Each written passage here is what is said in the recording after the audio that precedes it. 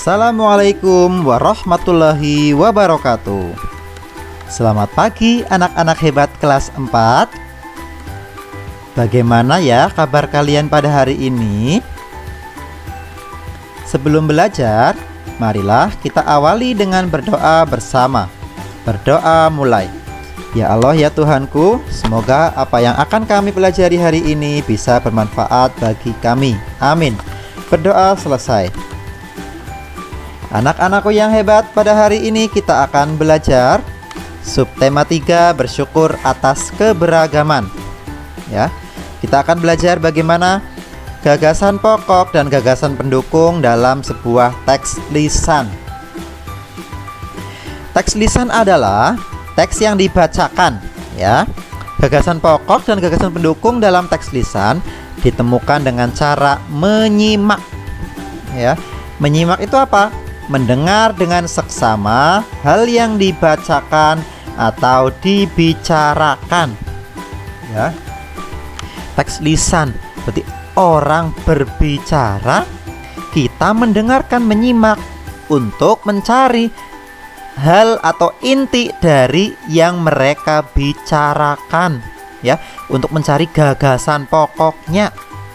Dan selain gagasan pokok, itu disebut dengan gagasan pendukung. Berarti omongan yang lain selain gagasan pokok adalah gagasan pendukung. Sebagai contohnya, salah satu bentuk keragaman di Indonesia yang mampu menarik wisatawan adalah makanan, terutama makanan tradisional. Nah, itu ya, yang warna hijau adalah kalimat utama. Sedangkan yang warna biru adalah kalimat penjelas. Kemudian setelah bahas makanan, apalagi wisatawan yang datang ke Indonesia akan dimanjakan dengan makanan tradisional Indonesia, tersaji dengan berbagai jenis rasa hingga bentuk penyajian. Ada berbagai jenis makanan tradisional, mulai dari makanan utama seperti papeda hingga kudapan seperti getuk. Nah, itu gagasan atau kalimat penjelasnya. Gagasan pokoknya apa ya dari kalimat utama yang warna hijau itu? Boleh disimpulkan alap atau boleh sama persis dengan kalimat utama. Kalau di sini, makanan tradisional Indonesia mampu menarik wisatawan. Itu adalah gagasan pokoknya. Sedangkan gagasan pendukungnya apa? Makanan tradisional khas daerah dapat memanjakan wisatawan. Makanan tradisional memiliki berbagai jenis, rasa, dan penyajian. Jenis makanan tradisional berupa makanan utama hingga kudapan. Nah, itu tadi ya cara mencari ide pokok. Selanjutnya, makanan tradisional sebagai identitas bangsa Indonesia. Ya, misalnya identitas, jadi tahu, oh misalnya rendang, oh Indonesia rendang, ya, karena dari Sumatera Barat. Nah, Indonesia kaya akan keragaman budaya. Salah satu budayanya adalah makanan tradisional. Itu gambar yang di depan adalah gambar apa ya? Nasi tumpeng, ya kan? Indonesia banget.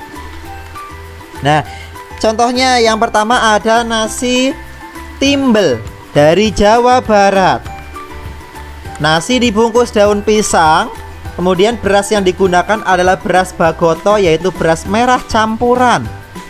Dan nasi timbel terdiri dari nasi, ikan goreng, tempe, sambal terasi, dan juga lalapan. Itu khas dari Jawa Barat. Selanjutnya ada nasi jinggo dari Bali, ya. Nasi pulen yang dibungkus daun pisang dengan porsi yang kecil seperti nasi kucing, ya. Dilengkapi dengan mie goreng dan suiran ayam pedas. Yang ketiga ada papeda dari Papua. Papeda terbuat dari bubur sagu seperti pada gambar itu ya.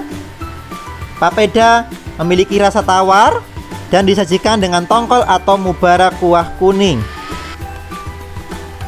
Yang selanjutnya ada bubur Manado dari Sulawesi Utara.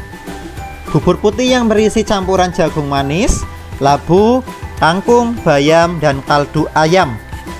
Bubur Manado juga disajikan dengan suiran ikan cakalang goreng. Nah, ini ya.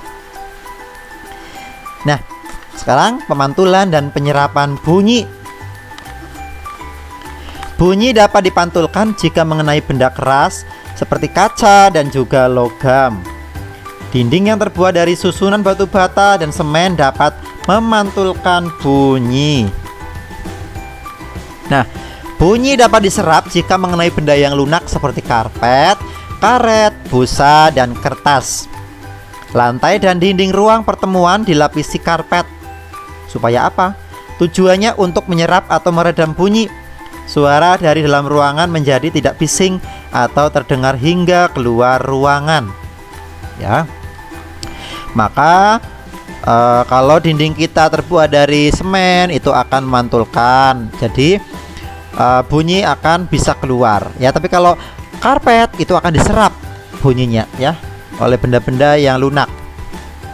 Nah, di sini ada beberapa istilah dari pemantulan dan penyerapan bunyi. Ada gaung dan juga gema. Ya. Ingat ya tadi ya. Kalau mengenai benda yang keras, bunyi akan dipantulkan. Tapi kalau mengenai benda yang lunak akan diserap bunyinya. Jadi hilang, ya. Nah, ada gaung dan gema. Perbedaannya apa? Dari datangnya bunyi pantul, gaung itu hampir bersamaan dengan bunyi asli. Kalau gema tepat setelah bunyi asli. Ya. Jarak sumber suara dengan penghalang, kalau gaung dekat, kalau gema jauh. Kemudian bunyi yang terdengar kalau gaung tidak jelas, kalau gema jelas. Manfaatnya kalau gaung itu merugikan, kalau gema menguntungkan. Nah, contoh gaung, suara di dalam bioskop, penggunaan peredam suara di dalam bioskop sehingga suara pantul tidak menyebar keluar ruangan bioskop. Suara musik di studio, ya. Penggunaan peredam suara di dalam studio musik agar suara tidak keluar dari studio. Kemudian suara teriakan di dalam gua, itu gaung namanya. Tapi kalau gema, contohnya suara pantulan saat berteriak di atas bukit. Hoi, hoi, hoi, hoi. Nah, itu ya, kalau di luar alam terbuka yang luas, ya, itu gema namanya. Kemudian pantulan saat berteriak di dalam gedung yang kosong. Hoi, hoi, hoi, hoi. Nah, kemudian pantulan saat berteriak di tepi tebing, ya, juga sama. Itu namanya gema. Jadi kalau gema itu berada di ruang terbuka yang atau ruangan yang lebar luas, kalau gaung ruangan yang sempit, ya. Contohnya teriakan di dalam gua dan sebagainya. Nah, itu tadi adalah pembelajaran kita pada subtema 3, pembelajaran yang pertama. Tetap semangat belajar. Sampai di sini dulu ya pertemuan kita pada hari ini. Jangan kendor semangatnya untuk belajar. Wassalamualaikum warahmatullahi wabarakatuh.